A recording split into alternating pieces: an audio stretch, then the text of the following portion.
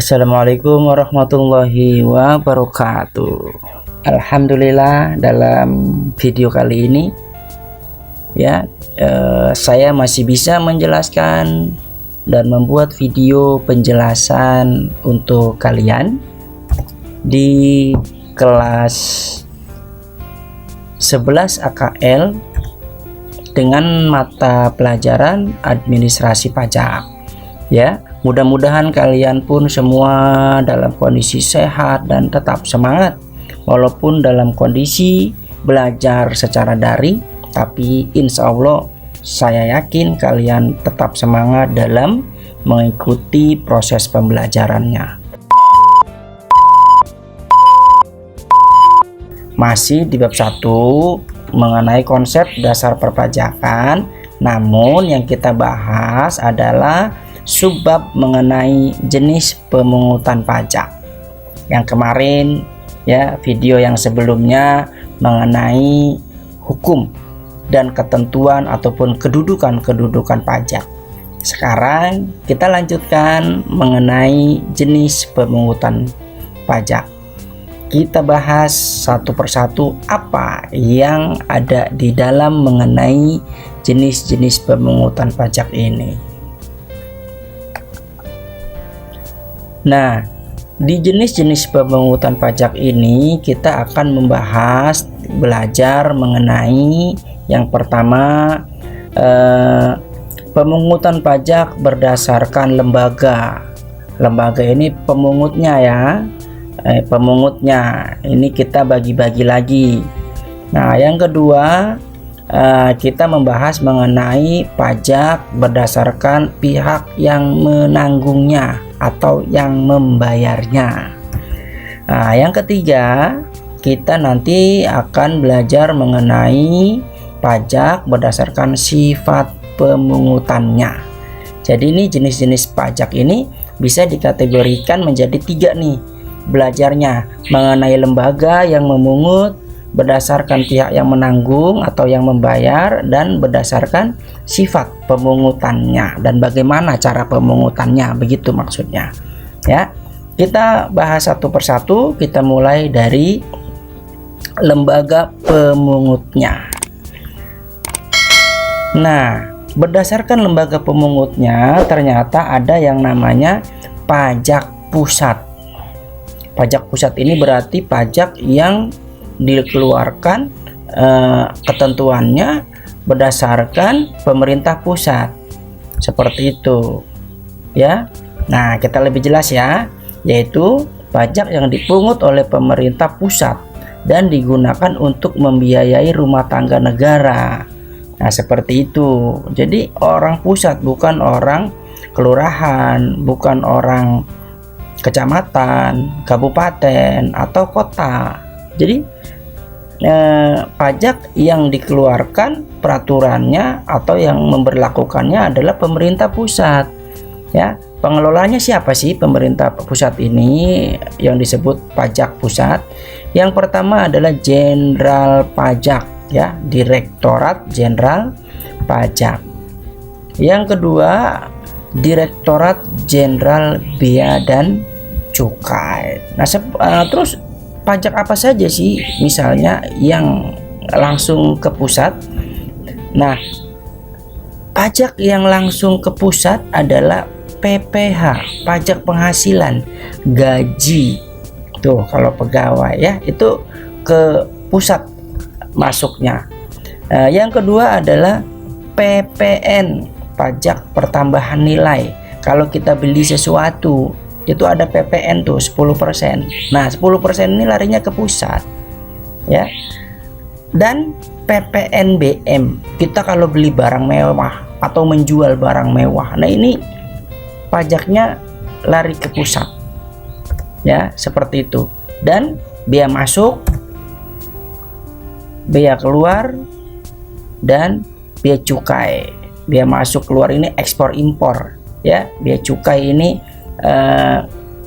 pajak yang dikenakan terhadap suatu barang berdasarkan ketentuan dan sifatnya yang sudah dibahas di video yang sebelumnya. Oke, ini pajak pusat.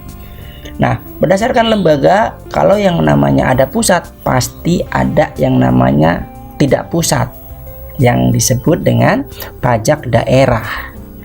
Nah, apa itu pajak daerah? Pajak daerah adalah pajak wajib yang dibayarkan penduduk suatu daerah tertentu kepada pemerintah daerah yang akan digunakan untuk kepentingan pemerintahan daerah dan kepentingan umum. Nah, ini yang melakukannya adalah pemerintah tingkat daerah, ya, atau tingkat kabupaten, tingkat kota madya, ya, tingkat kota atau tingkat provinsi. Nah, ini apa saja ada nih ya pengelolanya. Tuh, provinsi, pajak daerah tingkat 1, atau pajak daerah tingkat 2, kabupaten. Ya, tergantung kita berada di mana.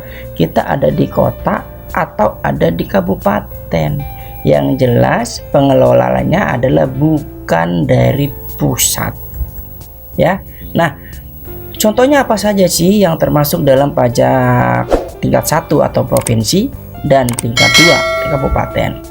Nah, contohnya PKB, pajak kendaraan bermotor. Nah, kalau kita bayar pajak setiap tahun ya, kalau emang kalian bayar pajak atau kita bayar pajak, itu pemasukan untuk daerah, ya, tingkat 1, masuknya pajak provinsi. Ya, makanya ada letter A, B, C, D sampai Z ya di plat nomor kendaraan, itu karena masuk di provinsi. Yang kedua adalah bea balik nama kendaraan bermotor. Nah, ini biasanya terjadi kalau kita beli motor second atau kendaraan mobil second, sehingga setelah beli kita balik nama supaya menjadi nama pemiliknya berubah, yang tadinya si A menjadi si B atau menjadi nama kita. Ini ada pajaknya di situ. Nah, kalian bisa lihat di STNK tuh di situ. Coba lihat ya. Di situ ada PKB dan PPNKB. Kalau BBNKB-nya kosong, berarti ya kita masih pemilik yang pertama. Seperti itu. Nah, kalau pajak tingkat 2 atau tingkat kabupaten ini ada yang namanya pajak hotel. Ya, kalau di daerahnya ada hotel.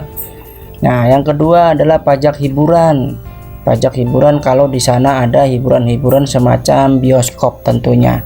Kalau layar tancap enggak lah, komedi enggak, ya enggak masuk ke sana pajaknya. Misalnya ada pasar malam, pasar-pasar yang dadak-dadakan kayak begitu, ya itu enggak termasuk ke sana.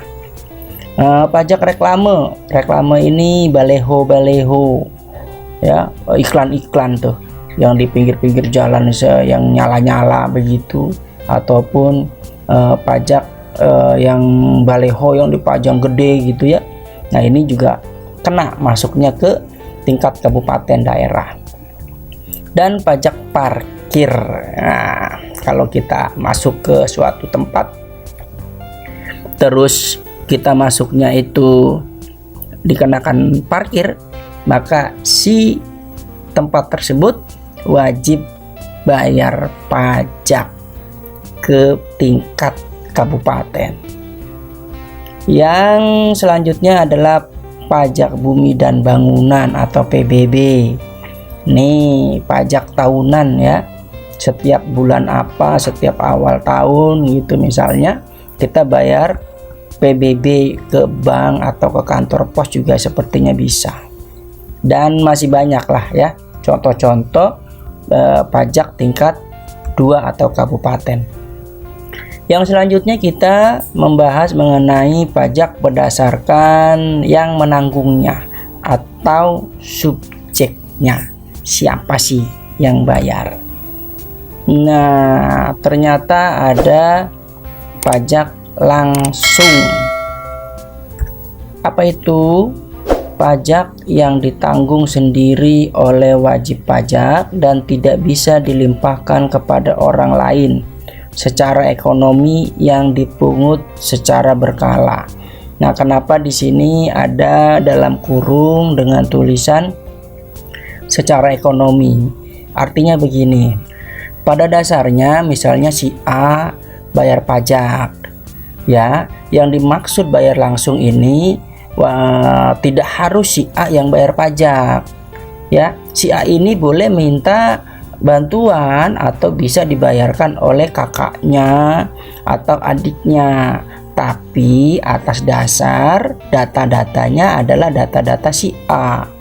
Begitu maksudnya, ya. Makanya di situ secara ekonomi, tidak secara data. Karena yang bayar boleh siapa saja, yang terpenting ya, cuma dari sisi keuangannya atau dari sisi pembayarannya ya atas nama si A tersebut, ya, tidak bisa diwakilkan. Nah, contoh pajak penghasilan, ya kan? Nggak mungkin dong kamu yang kerja terus yang bayar orang lain, kan seperti itu, ya. Itu namanya pajak langsung. Atau juga bayar pajak PBB, ya tentu data yang tertera dalam surat pajak itu sendiri, ya. Makanya secara ekonomi seperti itu. Dan yang kedua adalah ada yang namanya pajak tidak langsung. Nah, seperti apa? Pajak yang tidak langsung adalah pajak yang pemungutannya berdasarkan suatu kejadian atau peristiwa dan pembayarannya dapat dilimpahkan kepada orang lain atau pihak lain. Nah, seperti itu. Jadi kita tidak terasa kalau kita itu ternyata bayar pajak. Ya, ini yang dimaksud dengan bayar pajak tidak langsung. Apa? Misalnya gini, PPN. Ya, kalian nih masuk mall, terus makan. Nah, harganya berapa? Itu udah plus PPN. Nah, pajak yang kita bayarkan kan kita tidak bayar langsung ke pajaknya, tapi si penjualnya langsung memotong atau menambahkan besaran pajak sesuai tarifnya. Lalu yang bayar siapa? Yang bayar kita. Hanya yang menyetorkan adalah pihak yang menjual barang itu sendiri. Makanya tidak langsung, ya, kita beli terus bayar pajak ke sana, kan enggak, ya. Nah, nanti dibayarkannya oleh yang menjual produk itu. Atau juga PPNBM, sama lah persis dengan PPN, seperti itu prosesnya, ya. Bea cukai juga sama. Nah, yang ketiga pembahasannya adalah mengenai sifat pemungutan. Nah, sifat pemungutan ini ada yang namanya pajak subjektif. Apa itu namanya pajak subjektif?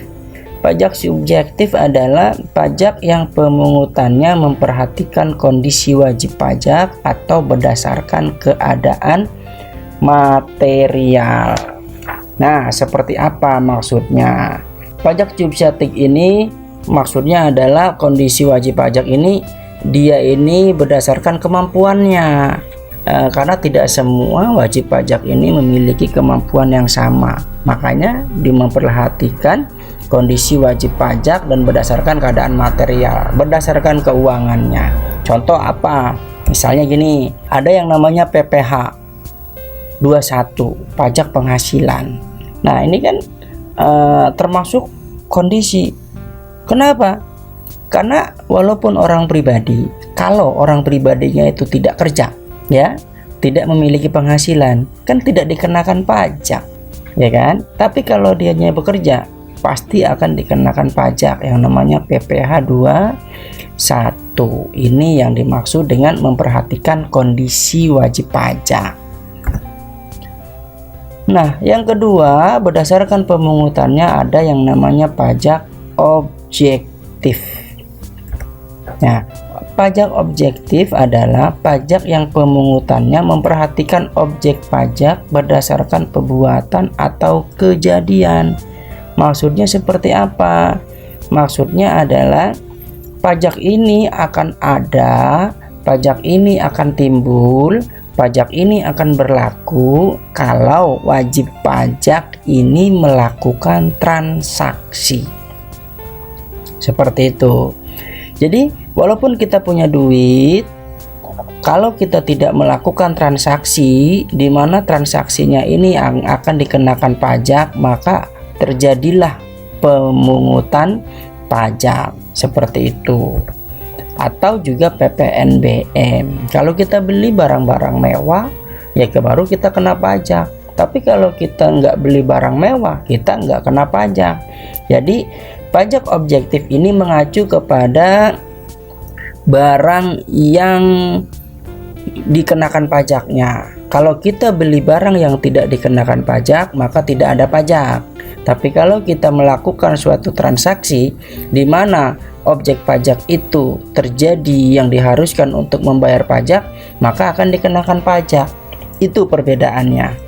Ya, dengan subjektif, bedanya di situ.